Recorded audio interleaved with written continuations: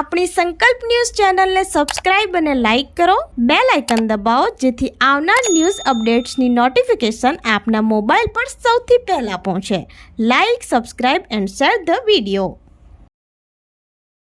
નમસ્કાર દર્શક મિત્રો, હું છું પૂજા ટંડેલ. સંકલ્પ ન્યૂઝમાં આપનું સ્વાગત છે. સમાચારની શરૂઆત કરતા પહેલા એક નજર આજના મુખ્ય સમાચાર ઉપર.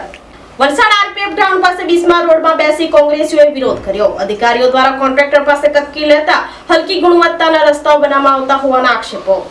વલસાડ જિલ્લામાં પડેલા ભારે વરસાદને કારણે જિલ્લાના રસ્તાઓ ખરાબ થઈ જવા પામ્યા છે. રસ્તા ઉપર પડેલા ખાડાઓને લઈ પ્રજા પરેશાન થઈ રહી છે, જેને લઈ આજરોજ વલસાડ તાલુકા કોંગ્રેસ દ્વારા આરપીએફ ગ્રાઉન્ડ પાસે ખરાબ રસ્તા ઉપર બેસી વિરોધ કરવામાં આવ્યો હતો.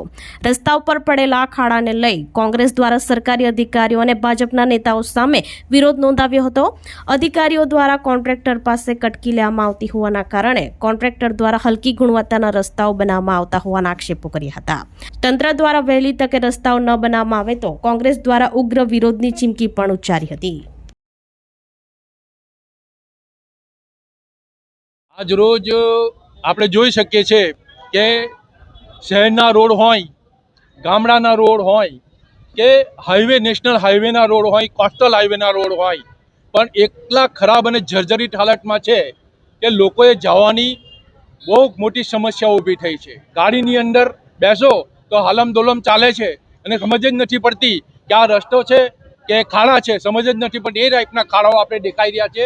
તો વર્ક ઓર્ડર આપ્યા પછી એ રસ્તા બને એની કાળજી રાખવાની જવાબદારી અધિકારીઓની છે. પણ આ આખું એક સંકલન છે બંનેની, ભાજપ અને અધિકારી બે જણા ભેગા મળીને એક મોટો ભ્રષ્ટાચાર કરતા હોય છે.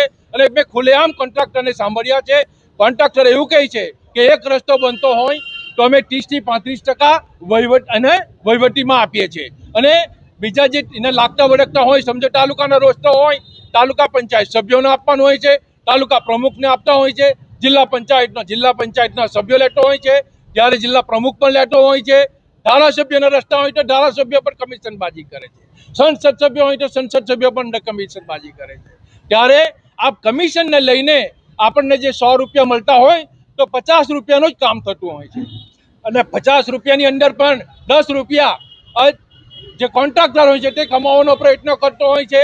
કારણ કે તમે જોયું છે, જ્યારે પણ કોઈક ભાજપના કાર્યક્રમ થતા હોય છે તો એ લોકો કોન્ટ્રાક્ટરોને ફોન કરતા હોય છે અને કહે છે કે ભાઈ તમે આટલી જગ્યા પર આટલા રૂપિયા મોકલી આપો તો અમે તમારો આ કરીએ છીએ. તો કાર્યક્રમ કરવાનો ખર્ચો પણ કોન્ટ્રાક્ટર ઉઠાવતા હોય છે. વાપીમાં કાર પર જોખમી સ્ટન્ટ કરતા 5 યુવાનોને પોલીસે ઝડપી પાડી સબક શીખવ્યો. સોશિયલ મીડિયા પર લોકપ્રિયતા મેળવવા માટે આવા જોખમી સ્ટન્ટ કરનારા સામે કડક કાર્યવાહી. વાપી ઉદ્યોગનગર પોલીસે સોશિયલ મીડિયા ઉપર વાયરલ થયેલા જોખમી સ્ટન્ટના વિડીયોના આધારે 5 યુવકોની ધરપકડ કરી છે. વલસાડ જિલ્લા પોલીસ અધિક્ષક યુવરાજસિંહ જાડેજાને ડીવાયએસપી બીએન દવેના માર્ગદર્શન હેઠળ પીઆઈ મયુર પટેલની ટીમે, પોલીસની ટેકનિકલ સર્વેલન્સની ટીમે Maruti Suzuki Fronx car number GJ15CN 4516 ઉપર કરવામાં આવેલા જોખમી સ્ટન્ટનો વિડીયો શોધી કાઢ્યો હતો. પેટ્રોલિંગ દરમિયાન પોલીસે કારના ચાલક મિનહાઝ મોહમ્મદ ઝકરિયા ખાન સહિત 5 યુવકોને ઝડપી પાડ્યા હતા, જેમાં મોહમ્મદ કૈફ હસન મંસૂરી, સરફરાઝ અહમદ, વસીમ કુરેશી, અબ્દુલ હફીઝ, અબ્દુલ હજીઝ અને સાહિલ અબ્દુલ સલામ ચૌધરીનો સમાવેશ થાય છે. પોલીસે કાર કબજે લઈ આરોપીઓ સામે ગુનો નોંધી કાર્યવાહી હાથ ધરી છે અને સોશિયલ મીડિયા ઉપર લોકપ્રિયતા મેળવવા માટે આવા જોખમી સ્ટન્ટ કરનારા સામે કડક કાર્યવાહી કરવામાં આવશે હોવાનું જણાવ્યું હતું.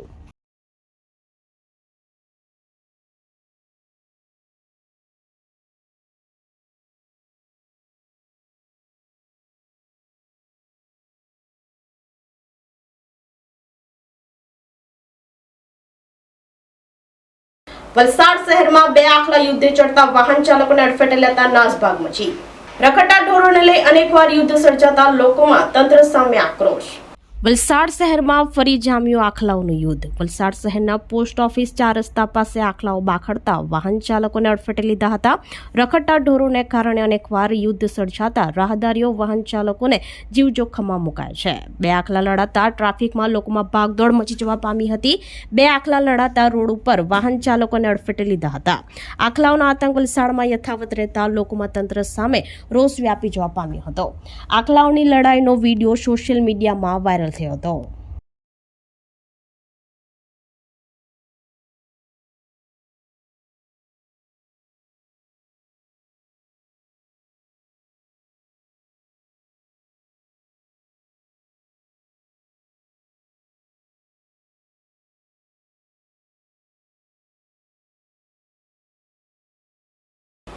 એકલિંગી મહાદેવ મંદિરમાં પિતૃઓના મોક્ષાર્થે ગરુડ પુરાણ જ્ઞાન યજ્ઞમાં ભાવિક ભક્તો ઉમટ્યા.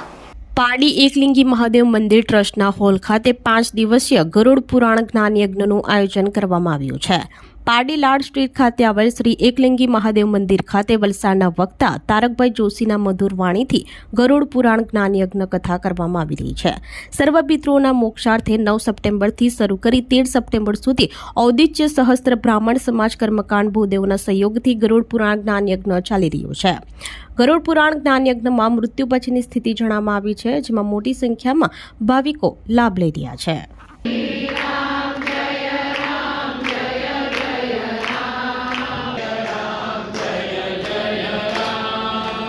માર્ગની અહીંયા વાત કરવામાં યાત્રા 86,000 યોજન દૂર કોઈ એવી જગ્યા આવેલી છે કે જે જગ્યા પર તો સર્વપ્રથમ જે લોકો યોગના માર્ગ પર ચાલે છે, જે લોકો ભક્તિના માર્ગ પર ચાલે છે, જે લોકો જ્ઞાનના માર્ગ પર ચાલે છે, એને કઈ યમના માર્ગ પર ચાલવાની આવશ્યકતા હોતી નથી. તો પહેલા તો આ છે, જો તમે એના પર નથી ચાલતા તો તમારું શું થાય? તો તમારી યમના માર્ગ પર ચાલવું પડે.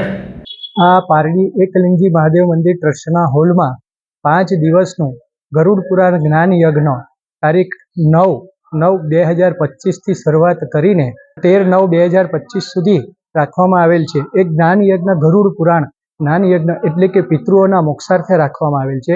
સર્વ પિતૃઓના મોક્ષાર્થે આ શ્રાદ્ધ પક્ષમાં જે બધા પિતૃઓનો ઉદ્ધાર થાય એના માટે આ ગરુડ પુરાણનો જ્ઞાન યજ્ઞ એટલે કે કથા રાખવામાં આવેલ છે. એ સર્વ ભાવિક ભક્તજનો ઘણા ઉત્સાહથી એમાં ભાગ લઈ રહ્યા છે.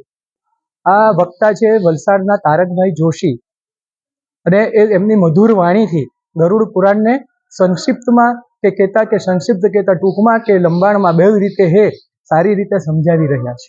ગરુડ પુરાણનું મહત્વ એટલું છે કે એ પિતૃઓના મોક્ષાર્થે હોય છે. એ પિતૃઓ જે કોઈ મૃત્યુ પામ્યા હોય એમને સદગતિ મળે, સારી ગતિ મળે, અને એ ગરુડ પુરાણમાં મૃત્યુ પછીની શું સ્થિતિ છે એ જણાવવામાં આવી છે.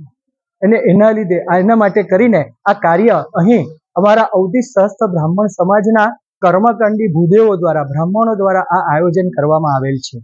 તો આ તાજા સમાચારો, નવા સમાચારો સાથે કાલે ફરી મળીશું. નમસ્કાર. આપણી સંકલ્પ ન્યૂઝ ચેનલને સબસ્ક્રાઇબ અને લાઇક કરો, બેલ આઇકન દબાવો, જેથી આવનાર ન્યૂઝ અપડેટ્સની નોટિફિકેશન આપના મોબાઈલ પર સૌથી પહેલા પહોંચે. Like, subscribe and share the video.